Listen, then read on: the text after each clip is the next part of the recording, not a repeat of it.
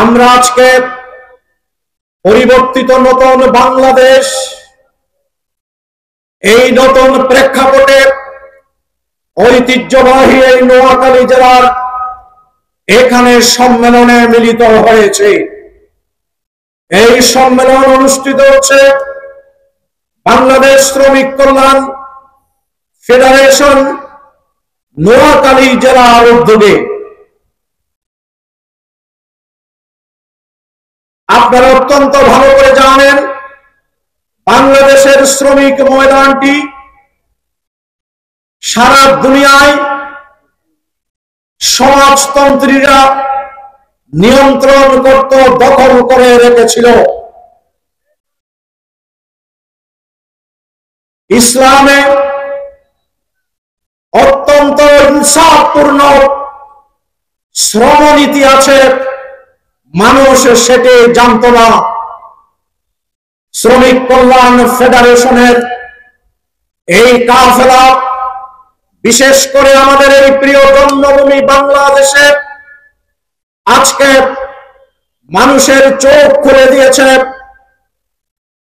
শ্রমিকদের জন্য সেই শ্রমিক রাজ, কৃষক রাজ নয়, এই জায়গায় সত্য কথা হচ্ছে শ্রেণী সংগ্রাম নয়, সত্য এবং মিথ্যার দ্বন্দ্বই হচ্ছে পৃথিবীর ইতিহাস।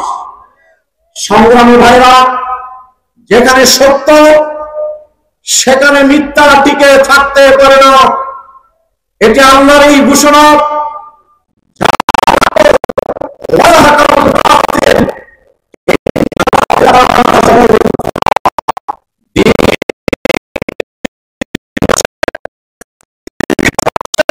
এই সত্যটি দুনিয়ার মানুষের সামনে আজকে প্রতিভাত হয়ে উঠছে।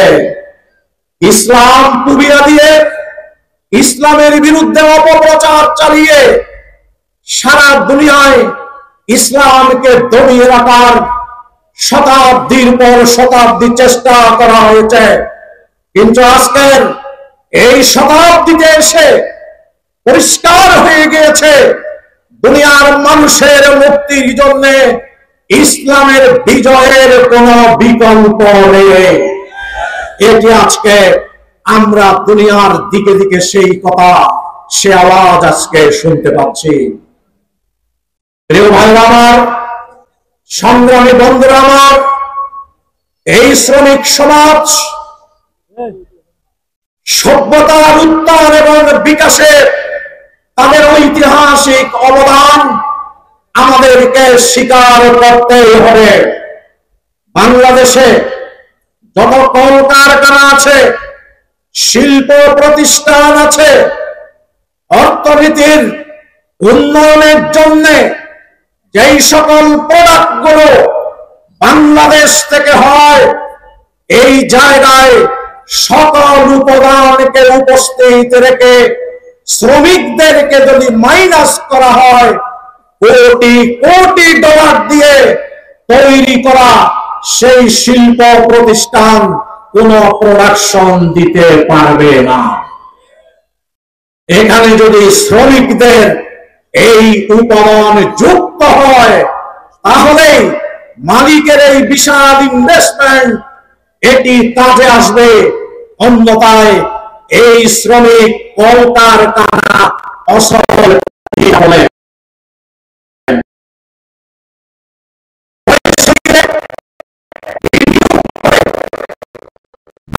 কারখানা গড়ে তোলে, তারা অফিস করে, এসিওয়ালা রুমে মালিকরা অফিস করে, বিলাসবহুল কার্যালয়ে অফিস করে, আর তারা যে শিল্প কলকারখানা গড়ে দিয়েছে সেই সকল গার্মেন্টস গুলোতে, প্রতিষ্ঠানগুলোতে শ্রমিকরা তাদের ঘাম দিয়ে, তাদের পরিশ্রম দিয়ে ঘন্টার পর ঘন্টা দায়িত্ব পালন করে। শ্রমিকরা সভ্যতার উত্থানে সব থেকে বেশি দিয়েছে, কিন্তু এই শ্রমিকরা পেয়েছে সব থেকে কম। ইসলামের দৃষ্টিভঙ্গি অত্যন্ত পরিষ্কার। শ্রমিকের দাম শুকাবার আগে তার মজুরি প্রদান করতে হবে। কিন্তু আমাদের এই বাংলাদেশে আমরা শ্রমিক ময়দানে দেখতে পাই, দাম শুকানোর আগে মজুরি পাওয়া তো দূরের কথা, নিজের ন্যায্য সেই মজুরি পাওয়ার জন্য দামের সাথে তাদেরকে রক্ত রাজপথে ঢেলে দিতে হয়। রক্ত ঢেলে দেওয়ার পরেও তারা তাদের ন্যায্য মজুরি থেকে বঞ্চিত থাকে। কেন এই ধরনের চিত্র যারা জাতীয় অর্থনীতিতে বিরাট অবদান রেখে চলেছে, এই শ্রমিক সমাজকে কেন অবমূল্যায়ন করা হবে? বাংলাদেশ শ্রমিক কল্যাণ ফেডারেশন শ্রমিকদের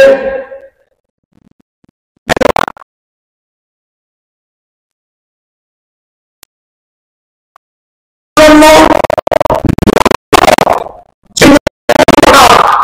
যে পারিশ্রমিক দরকার, যে স্যালারি দরকার, যে সুযোগ সুবিধা দরকার, সেইগুলো নিশ্চিত করার জন্য বাংলাদেশের শ্রমিক অঙ্গনে যে সংগঠনটি অগ্রণী ভূমিকা পালন করে যাচ্ছে তার নাম হচ্ছে বাংলাদেশ শ্রমিক কল্যাণ ফেডারেশন। যার কারণে অল্প সময়ের মাঝে শ্রমিক ময়দানের অপরিচ্ছন্ন কদার্য সেই নেতৃত্বকে, সেই শ্রমিক লীগকে আজকে প্রত্যাখ্যান করে বাংলাদেশের লক্ষ লক্ষ শ্রমিকরা এই শ্রমিক কল্যাণ ফেডারেশনের পতাকা তলে সংঘবদ্ধ হচ্ছে।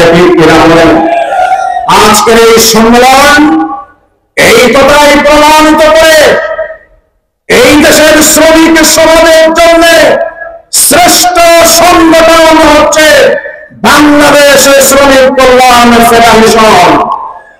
আজকের এই সম্মেলন প্রমাণ করে শ্রমিক কল্যাণ ফেডারেশনের অগ্রযাত্রা আর কেউ ঠেকিয়ে রাখতে পারবে না ইনশাআল্লাহ। সংগ্রামী ভাই সব, প্রিয় ভাই সব, আজকে আমরা যে বাংলাদেশের নতুন প্রেক্ষাপটে দাঁড়িয়ে আছি, এই বাংলাদেশ 15.5 বছর 16 বছর দুঃশাসনের কবলে নিমজ্জিত ছিল। মানুষের বাক স্বাধীনতা ছিল না, মানুষের ধর্মীয় স্বাধীনতা ছিল না, মানুষের রাজনৈতিক স্বাধীনতা ছিল না, মানুষের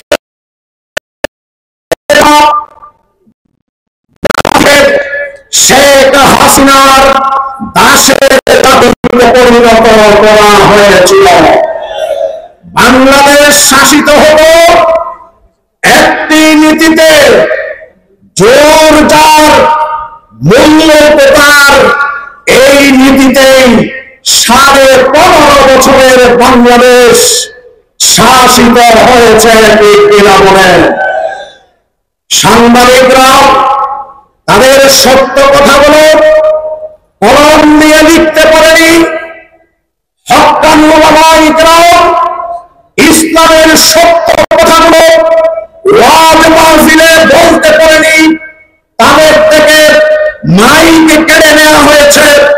ওলামায়ে ইকরামদের কোমরে দড়ি বেঁধে দান্ডাবড়ি পরিয়ে ওই আদালতের বারান্দায় বারান্দায় ঘুরানো হয়েছে। সংগ্রামীরা খন্দকার ইসহাক ভাই বলে গেছেন, এইখানে আল্লামা দেওয়ার হোসেন সাইদি আল্লাহর কোরআন থেকে তাফসীর করতেন, ঠিক তেমনি ভাবে সারা বাংলাদেশে করতেন।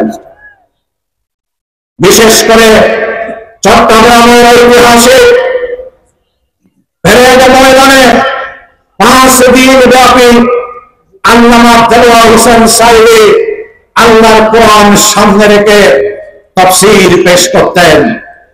এমন কোন দিন থাকত না যেই দিন তার কোরআনের আকর্ষণে, কোরআনের তাফসীর শুনে অমুসলিমরা ইসলাম গ্রহণ করত না।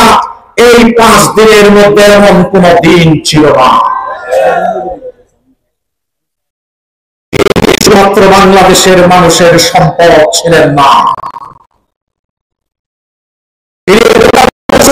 সম্পদ ছিলেন। তিনি সরাসরি কোরআনের খেদমত করতেন। এই লোকটিকেও আওয়ামী লীগ পার্শ্ববর্তী দেশের পরিকল্পনায় তার পিতার নিষ্পত্তি করে দেওয়া সেটেলমেন্ট ইস্যু, যুদ্ধ অপরাধের ইস্যু শেখ মুজিবুর রহমান সাহেব নিষ্পত্তি করে গিয়েছিলেন। ঠিক কিনা বলেন? সেই নন ইস্যুকে ইস্যু বানিয়ে আল্লামা দেলোয়ার হোসেন সাঈদীকেও যুদ্ধ অপরাধী বানিয়ে তার বিরুদ্ধে রায় দেওয়া হয়েছিল মৃত্যুদণ্ডের। ঠিক কিনা? সারা বাংলাদেশ যখন ফুসে উঠেছিল তখন এই রায় পরিবর্তন করে তাকে আজীবন কারাদণ্ড দেওয়া হয়েছিল। অপরাধ কি ছিল আপনারা জানেন? এখনো আইসিটি আদালতে একটি রেকর্ড আছে। তার বিরুদ্ধে অপরাধ আনা হয়েছিল।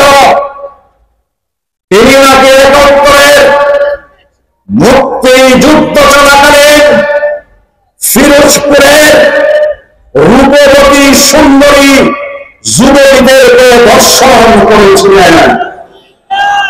তার বিরুদ্ধে আনা হবে এই অভিযোগ, যিনি কোরআনের পাপী হিসেবে পরিচিত, যিনি তার জীবনের অর্ধেকের বেশি আল্লাহর কোরআনের উপর কাজ করেছেন।